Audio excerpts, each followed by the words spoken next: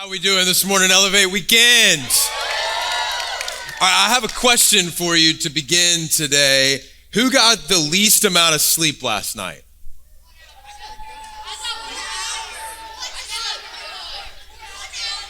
Four hours? 1 hour. Can anybody beat 1 hour? Do what? You didn't get any sleep? Can you come down here? It's okay. Can you just come down front? I'll come to you. It's okay. What's your name? Samantha? Where's your leader at? Hey, what's your name? Christine. Here's a Casablanca gift card, okay? Go get some coffee. Let's try and sleep a little bit tonight, okay? We're praying that over your life today. I'm excited for today. We're talking about distractions. We're talking about the things that kind of make it really difficult for us to connect with God, for us to dwell with God, for us to allow the message of Jesus to dwell richly within us. And I think that as we continue to talk about this idea of dwelling, the thing that I want to put in front of you is this, is what are your first thoughts in the morning and your final thoughts at night? Those thoughts are incredibly telling. When you get up in the morning, what's the first thing that you reach for? Food? It's your phone. Specifically, it's Snapchat. It's to get that streak, right? Or to check TikTok, check Instagram. No one in this room uses Facebook anymore, but you get the point. Like you wake up in the morning and you immediately want to know what's happening in the world. You immediately want to know what your friends are saying.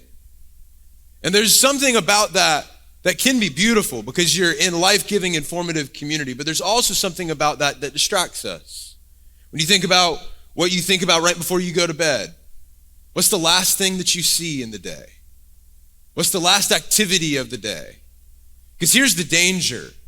If social media is the last thing that we see in the day, here's what's likely. Comparison is the last thing that we did in the day. We compared ourselves to someone else. We compared our life to someone else's life. We said, oh man, if only I had that.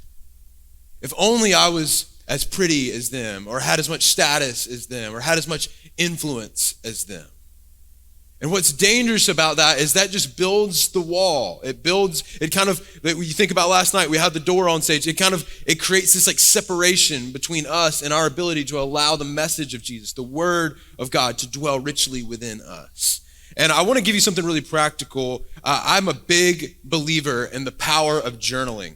I journal nearly every day, and I ask myself 4 questions. And the order of the questions is critically important. I would encourage you to apply this to your life. The first question is this, is where am I?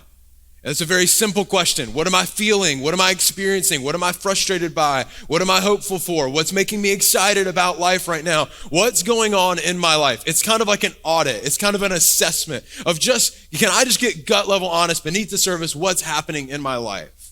I like to start there because it's a discipline of me bringing my life to God and allowing him to speak into it. The second question is this, is what and who am I grateful for? I start this every single day. What am I grateful for? Who am I grateful for? And the only rule to this question is there are no rules. If the only thing that I can think that I'm grateful for that day is coffee, then I write it down. And I ask myself why. I ask myself where my perspective is and what am I focused on? The third question is this, is what and who am I praying for? Oh, you've got a calling on your life to be a person who prays, who pursues communion with God. You were made for intimate communion with God. We talked about that last night in the garden. It's the perfect picture. And then the last question is what am I learning?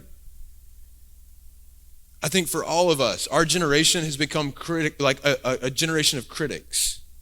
And the thing that I would encourage you to do is always choose to be have the posture of a student, not a critic.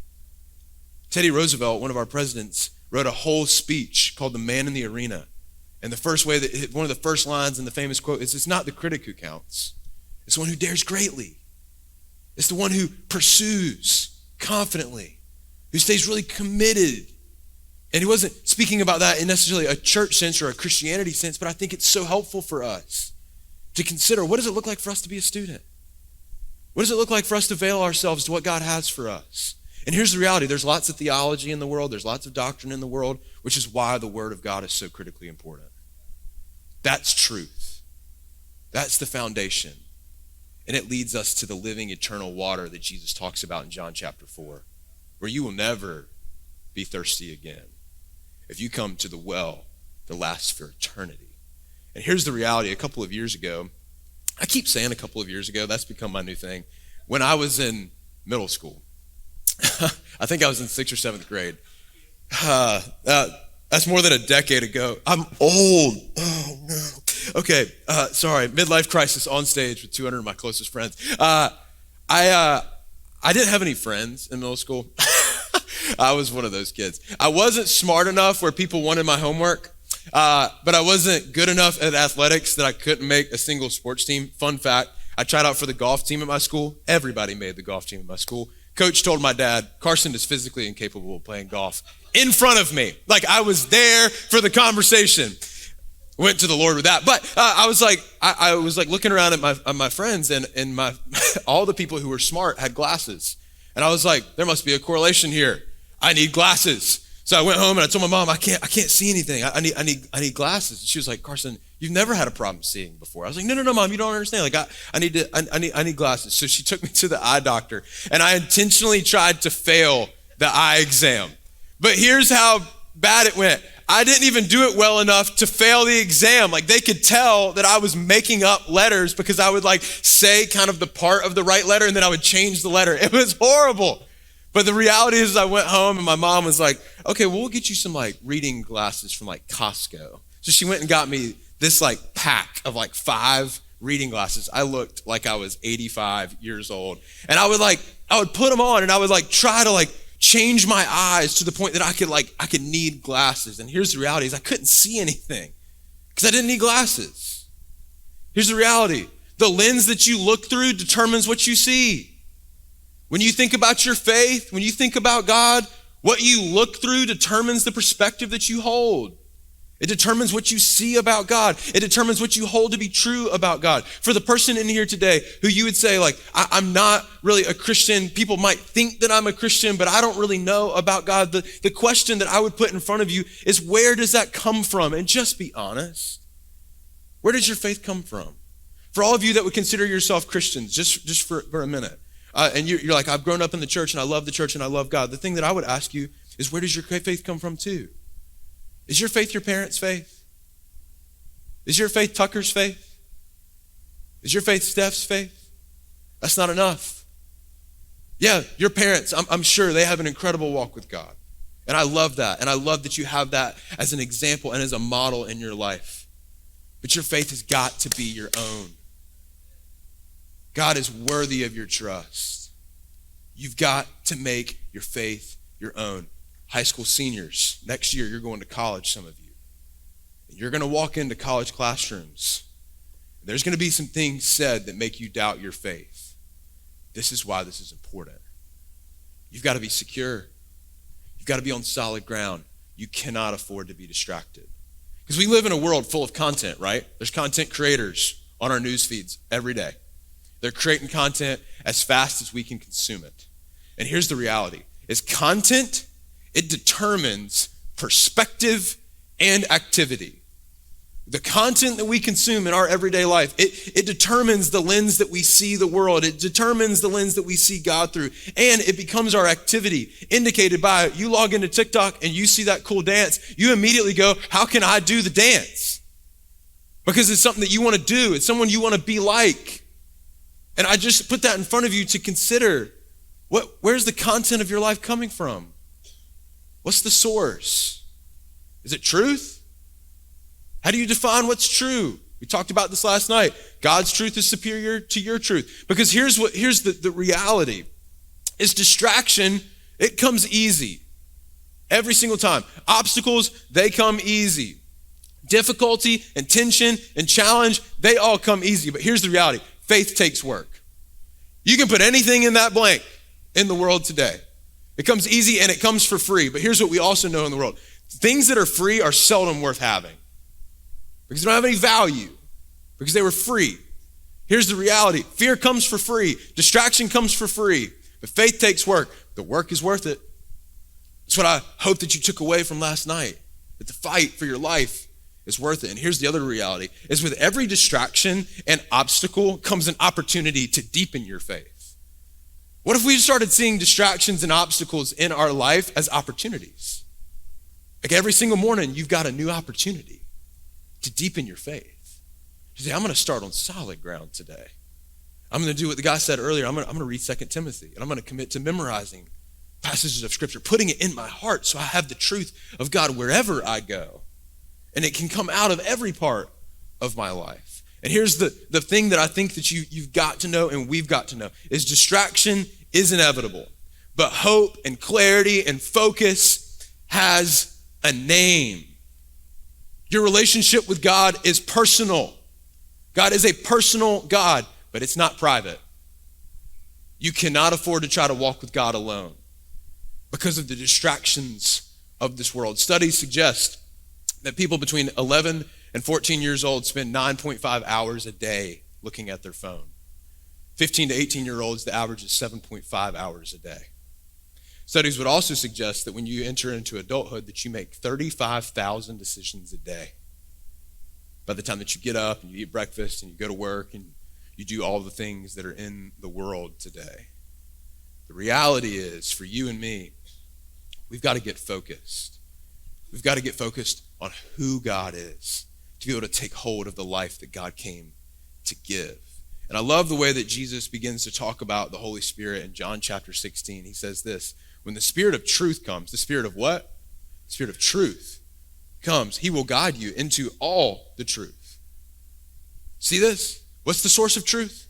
The Spirit of the living God in your life. For he will not speak on his own, but he will speak whatever he hears. He will also declare to you what is to come. He'll give you your next step. He'll provide the pathway for you. He'll give you clarity. He'll give you focus because he's going to be honest with you.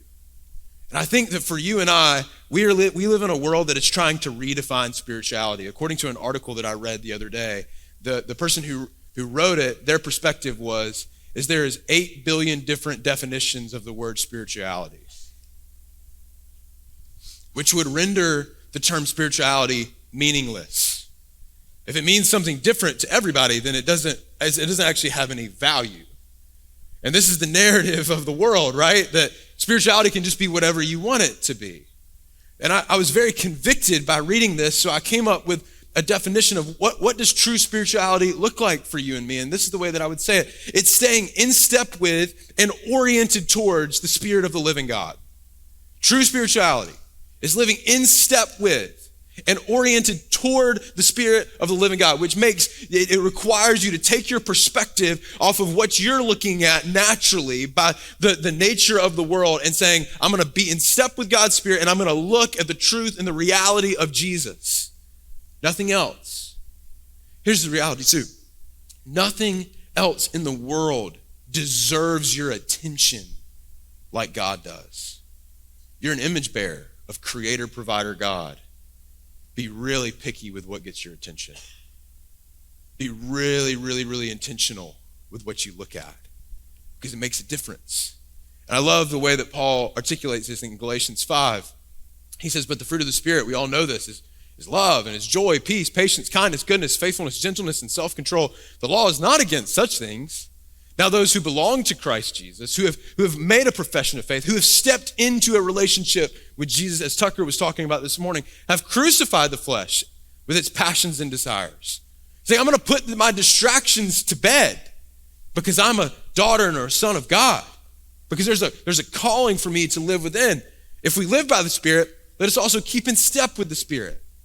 And here's, if you just need an exercise right now to kind of just evaluate where your faith is, if someone were to look at your life, are these things true? Is love coming out of your existence? Is joy your story? Is peace your reality? Is patience your default response to someone who just absolutely drives you crazy? How about kindness? Think about that person that you just cannot stand, who drives you crazy. Maybe it's me. Like, are you being kind to them? Is your response kind? Because what Paul's saying is if the Spirit, if you're in step with the Spirit, then these things are going to be true about your life. You're going to be gentle. You're going to have self-control. So the questions that I would love for you to wrestle with, and you're going to have to wrestle with them longer than today, is what are you participating in and what are you distracted by? What are you participating in? What is the content of your life? Where do you go to find joy? Where do you go to find fullness? What do you enjoy being a part of? I would really encourage you to begin to consider that. And then what are you distracted by? Just be honest for a second. You could be distracted by things that are not of God. Do something about it. The first step to solving a problem is recognizing that you have one. We've all got a problem. It's our focus and our attention.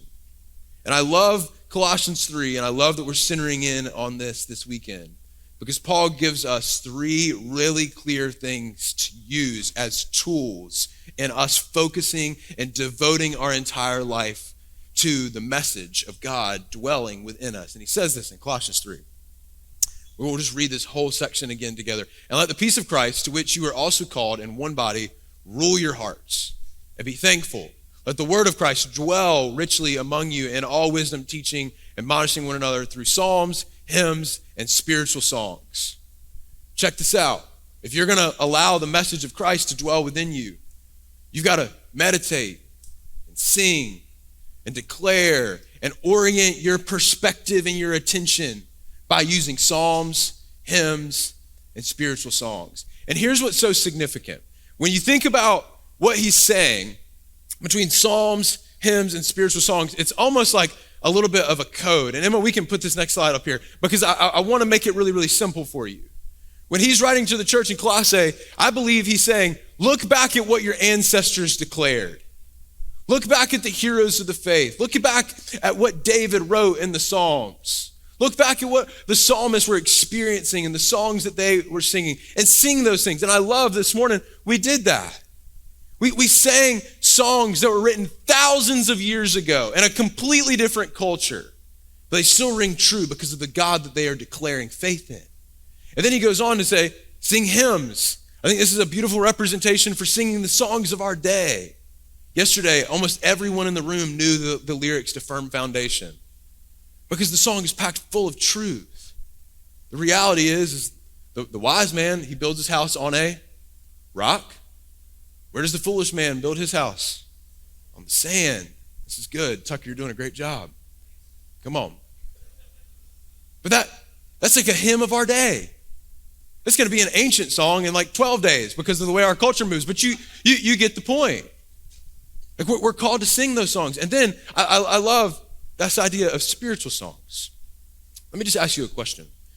If God is personal, and God is relational, then he wants to hear something from you because he made you uniquely. I don't know who read it this morning, but she was reading that God made us beautifully and wonderfully in our mother's womb. I love that. He made your DNA. He put you together and said, you are good. You are beautiful. And I'm going to love you forever and ever and ever. The reality is, think about this in the context of my relationship with my wife. We've been married for 6 years. I mentioned that last night. What if I only sent her like Hallmark cards and never wrote anything in them? Or what if I just copied pre-written texts to her that were written by somebody else that I found on the internet? Do you think that she would feel loved by me?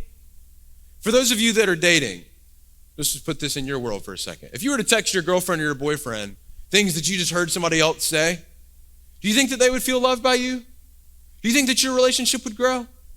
Paul's like, you got to make it personal. You got to say what's on your heart. What if questions could be a way that we practice faith? Just for a second. What if your doubts and your concerns about God could be a way that we practice faith in God and saying, God, I don't know, but I'm offering a song to you. I'm offering a reality to you that I'm unsure, but I'm looking to you for the answer. I'm trusting that you're going to provide for me. And the way that I get clarity about how you're going to provide for me is singing the songs that the church is singing today, and by looking back at 2,000 years ago, 3,000 years ago, 4,000 years ago, at the songs of our ancestors. Hebrews chapter 11 is often referred to as like kind of the hall of fame because it just goes leader after leader after leader after leader and about how they chose faith all the way to the very end of their life. What if that could be our story? What if that was what somebody wrote about us? Not that we were financially successful and full of status and full of power, but we were people that said, we're going to participate in God's kingdom fully. We're going to be faithful with what's right in front of us. And here's something that really concerns me that's kind of happening in the church today. There's a confusion between proximity and participation. We have confused these two words to be the same thing. And I can barely say the second word. I had Invisalign for like 6 years and I can't say words correctly anymore. Participation. And here's the way that I want to illustrate this. I keep saying it, a couple of years ago, I came to Detour. I told you that last night. Truth be told, I came because there was a girl here that I liked and I was trying to date her. And to be really honest with you, I remember it as clear as day. I sat right back here. I walked in those doors. I was terrified. I didn't know what to think. Is there a chair around here anywhere? I'll sit on the floor. I literally sat right here. Like I can remember it as clear as day. Wow. Ram in the thicket right here. Abraham reference. All right. I was sitting in this chair and I remember the whole time that the guy was preaching, I was trying to think about if her and I could start holding hands. Like that's literally my perspective. I came to church and I was like, how do I get this girl to date me? I was proximate to the church, but I was not participating in the church. I was in the church building.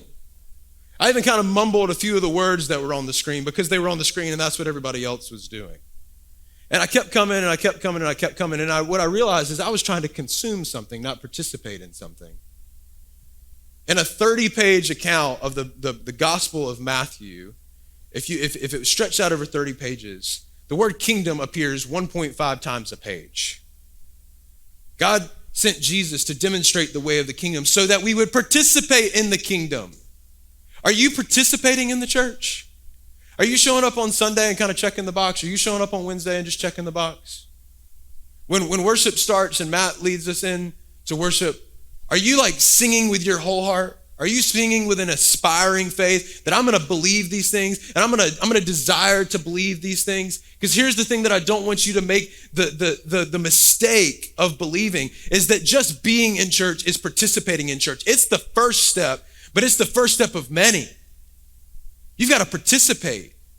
You've got to serve. Your pastor yesterday, he came up here to be a part of the leader meeting and he prayed over me. And the thing that he was so encouraged by that he was telling me when I asked him, what are you learning in church and what are you learning in ministry right now? He said, I just love how many high schoolers we have participating in our church. That doesn't happen by accident. That happens by choosing faith. That God is worth your time. That God is worth your focus. Don't be me. Don't just come into church and sit here. If you're sitting here right now and you're like, that's kind of my story. I'm not here to really learn. I'm not really here to be pushed. The thing I would just say to you is there's grace for you and there's compassion for you. There's so much more on the other side. It is worth participating. Because the other reality that we know in the context of community, proximity does not mean connection. You could be here all weekend long. I don't know how many people exactly are here, but it's like 200 something. You could be in the room of 200 people and not be connected to anybody. Because you could be still withholding the true reality of your life, right? Remember last night, what goes unnamed goes unhealed every single time. What stays in the dark is available to the enemy. What's brought into the light is usable by God, including that water bottle that just fell and hit the floor. Don't just be proximate. Participate.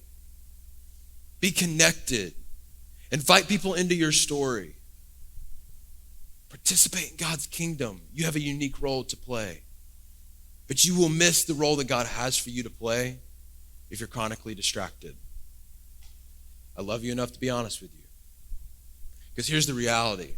Content, not intention, determines destination. You can have great intentions in life. But until the content of your life changes, your destination's not. And I'm not talking about heaven and hell right now. I'm talking about the fruit in your life, the fruit of the Spirit, your participation in the building and expanding God's kingdom. Until your content changes, nothing changes. In other words, what you're focused on, what you think about right before you go to bed, the thing that you reach for first thing in the morning, it matters. Because the content of your life matters. In Acts chapter 2, I love what Luke records for us about the reality of the early church. As the church was getting started, he says they devoted themselves to the apostles' teaching, to the fellowship, to the breaking of bread, and to prayer. They devoted themselves to truth. They broke bread with each other. They communed with each other. They were genuinely connected to each other. They weren't just proximate to each other. They knew about each other's lives because they spent time together. And to prayer. A lot of us think that we have a prayer life, but we really just only have a worry life. We've confused the two things. Just because you're worried about something does not mean that you've prayed about it. Get on your knees before Almighty Creator God and ask Him to intervene in your life consistently. I love, one of my mentors in life says it this way: don't make any big decisions until you've spent consistent time with God for at least 3 weeks. And that's just a rule of thumb. There's nothing magical about it. The thing I would just give it to you is be really consistent in your devotion to the teaching of the message of Christ, to the word of Christ. It goes on, everyone was filled with awe, and many wonders and signs were being performed through the apostles. And now all the believers were together, and they held all things in common. They sold their possessions and property and distributed the proceeds to all. They're so selfless, so about God's community and what God was doing in the church as any had need every day, not some days, not when they felt like it, not when there wasn't any better plans on the table. Every day, they devoted themselves to meeting together in the temple, and they broke bread from house to house. They ate their food with joyful and sincere hearts, praising God and enjoying the favor of all people. Every day, every day the Lord was faithful, and He added to their number of the people being saved. God will show up for you every day. He's just asking for your commitment. He's asking for your focus. I love the way that Paul writes this to the church in Philippi. He says this in Philippians 4, rejoice in the Lord always. I will say it again, rejoice. Anytime something's repeated in the Bible, you should underline it, mark it, highlight it, circle it, star it over and over again, because it's got vast importance. He's pointing us to rejoice. Let your graciousness be known to everyone. The Lord is near. I don't know who needs to hear this today, but no matter your circumstance, the Lord is near. The Lord is near to the brokenhearted. Emmanuel, God with us, Jesus came to dwell among us. He sent the Spirit of truth to help us find what is true in this life in the middle of the chaos and confusion of the world. Don't worry about anything, but in everything, through prayer and petition, with thanksgiving, with gratitude in your heart. See why I ask myself every day what I'm grateful for? Because it helps me orient my perspective towards the Spirit of the living God. It helps me participate in true spirituality.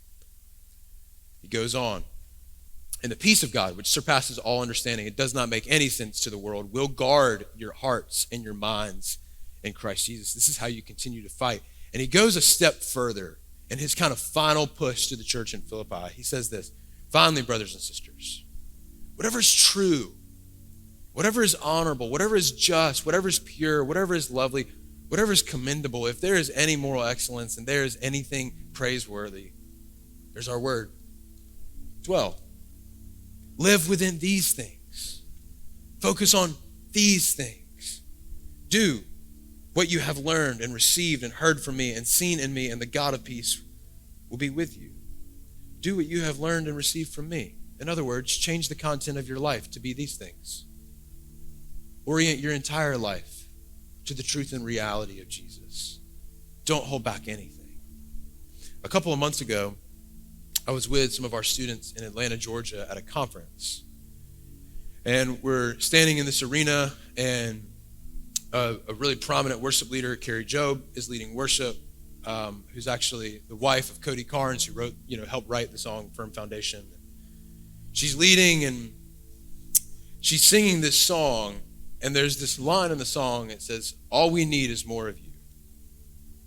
And I kind of want to like set the stage for you, because when you think about church culture and Christian culture, it's like this kind of moment is like a pinnacle moment, right? Like it kind of feels like that, where there's 30 something thousand people in the room. We can put the picture on the screen.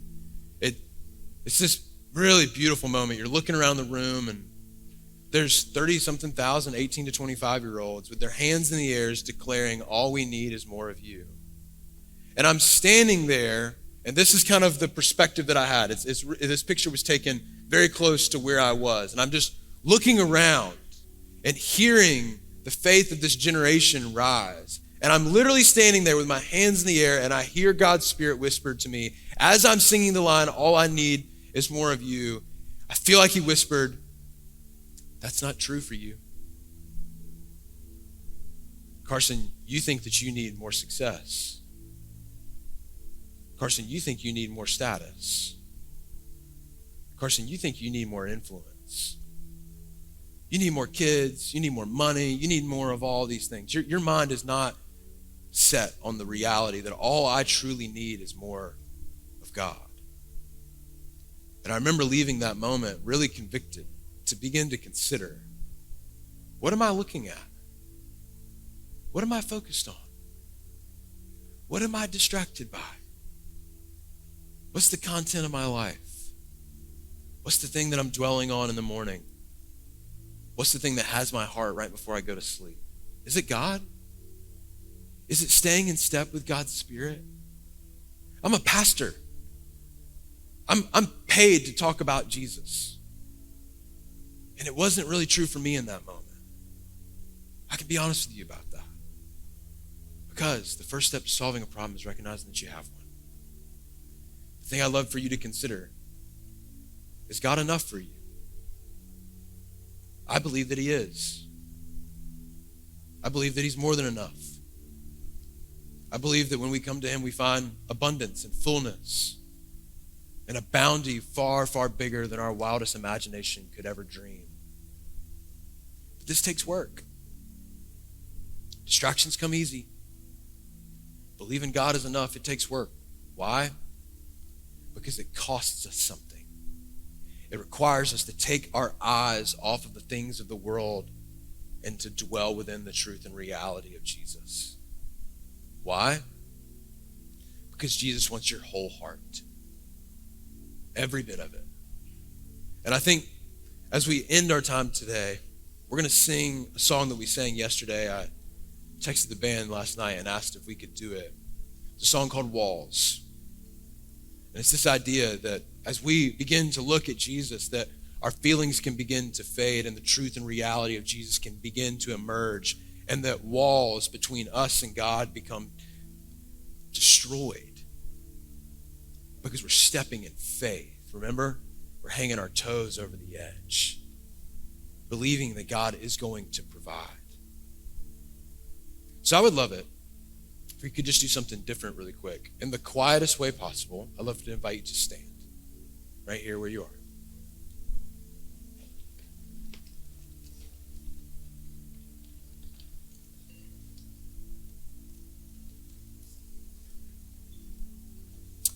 I'd love for you to put your hands out in front of you. This is the posture of what it looks like to receive something. You can't receive something new when your fists are tight, right? Because there's no place for it to fit. When you open up your hands and you say, God, I'm desiring to trust that you are enough, he shows up and he is faithful to provide for you. What if we sang the next two songs with a posture that said, God, I'm ready to receive everything that you have for me. And I'm ready to trust that in you is the fullness of joy. God, we thank you for this moment. God, I pray for a new level of focus to rise in this room. I pray that as we sing, we would sing with such a vigorous faith that those of us in the room who don't know exactly where we are, what we think, what we believe, that we would sing with an aspiring faith to desire to believe these things to be true. God, I pray for the Christian or the Jesus follower here today who's been living with you for quite a while. God, I pray that they would sing these next two songs with their own faith in their own heart. Not my faith, not Tucker's faith, but their faith. Because you want to do something in them and through them for the sake of the growth and expansion of your kingdom in the world today. I pray that we would participate in worship, that we wouldn't just be proximate to it, that we would live fully devoted lives that begin right now in this moment. We commit all these things to you, God. We say this in your Son's name.